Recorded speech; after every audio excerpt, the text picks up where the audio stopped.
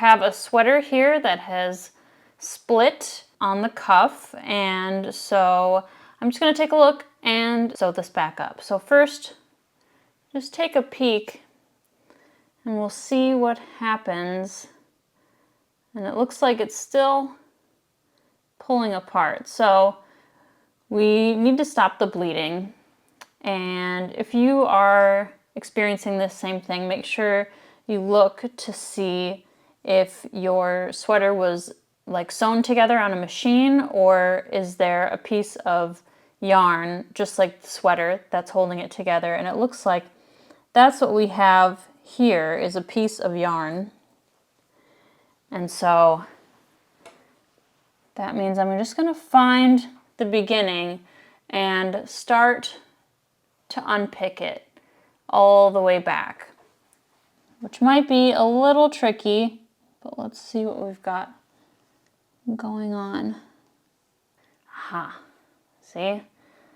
So now we just have to unravel all of them, no problem.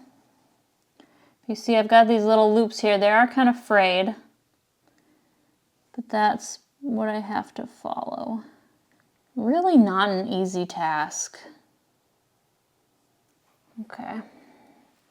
So it kind of looks like they used 2 super fine strands to do this. And look how far I have to go. So when I'm pulling these loops, it's also pulling down this way, and so it's tightening these loops. So make sure you kind of get a grip on the loop next to the one you're pulling so that it's only pulling on the slack from that one. I might have to just do these one at a time, one strand at a time. I'm going to do the rest of them off camera, but I'm going to get all the way up to the final one that I kind of pulled through. Okay, now it's time to stop the bleeding. So, unfortunately, with this sweater and how they did this, if I pull tight on this, it's going to unravel further. If I pull, obviously, on these 2 ends, it's going to unravel further. So I got out my biggest sewing needle. Let's put an end to this madness. So I've turned this inside out, and I'm going to put the yarn through to the other side. Make sure you don't go in the same hole that it's coming out of. Maybe just like a little bit over. Okay, again, I'm not going to pull too hard. All right, now I'm just going to anchor this, and then hopefully by creating that anchor, even though this is still probably prone to pulling, it's not going to have the opportunity because it'll be stuck here. So I'm just going to pick up some stitches right here.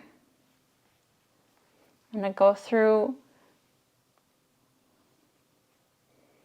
one direction. I'm going to come back in that same spot a different direction. And then I'm going to go through again, maybe back through the way I came. Just create that little knot right there.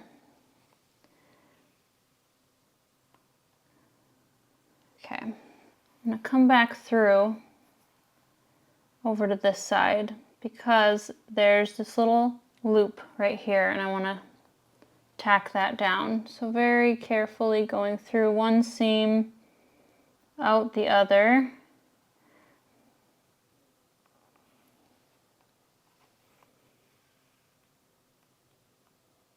Okay, and then I'm going to pick that up. It's so small, I hope you can see everything.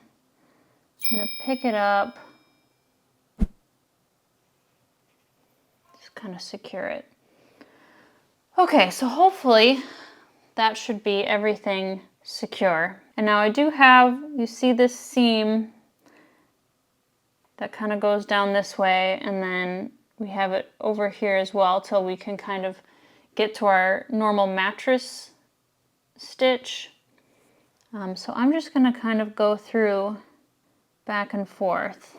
I'll go back down, make sure I'm coming out the other seam, make sure it's nice and tidy, back and through, and we'll just keep moving. If you wanted to do some back stitching, you can. Maybe I will. So instead of going forward again here, like I wouldn't move forward here, just go back in like maybe one yarn length, like yarn width. Make sure this is going all the way through.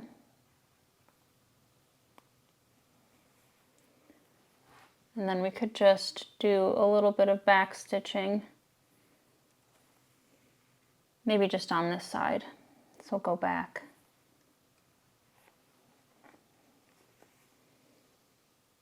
Really hoping these aren't a problem. I don't know what those are.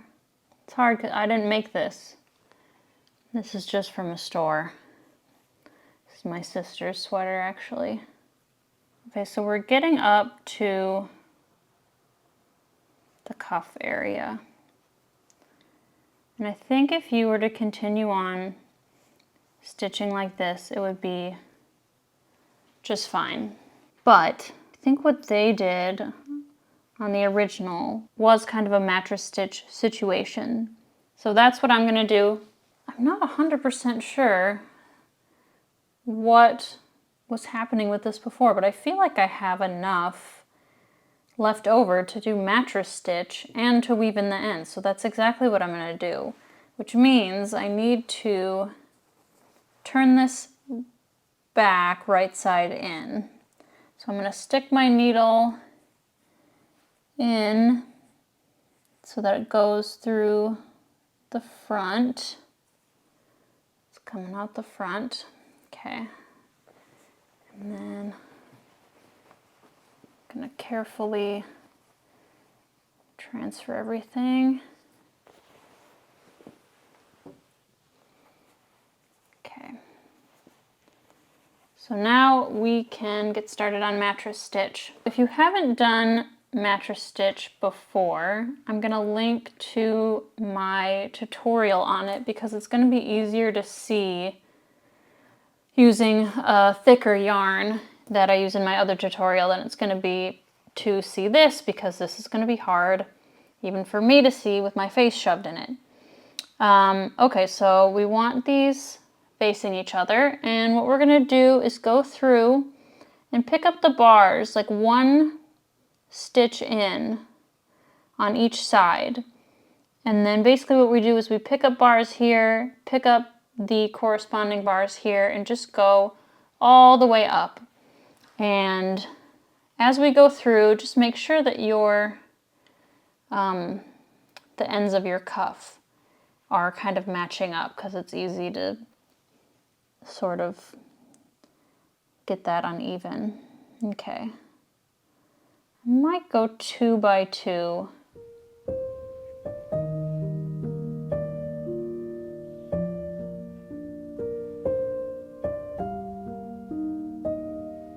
I really hope I have enough to do this.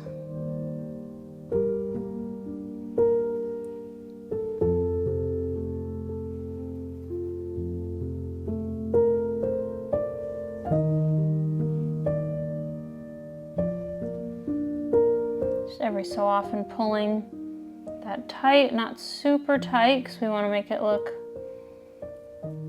as seamless as possible.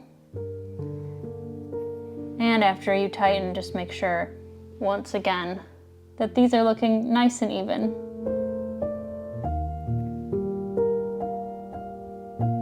And what you can do, see, this is getting, it's just a smidge off maybe.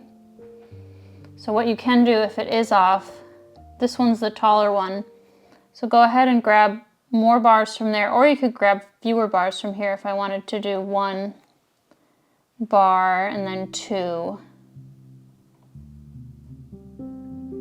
I can barely see these little things, but So I did 2 there, maybe I even pick up 3 on this side.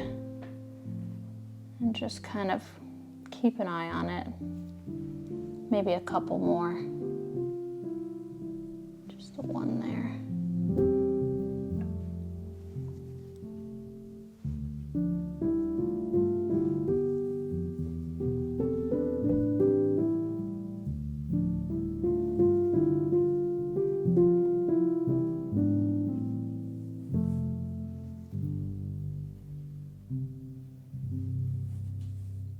It's kind of getting back to even. I feel like that's looking pretty beautiful.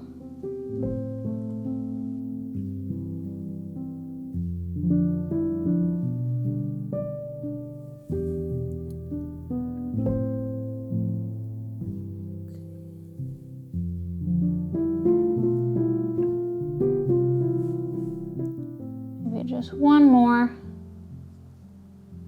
on each to finish it off.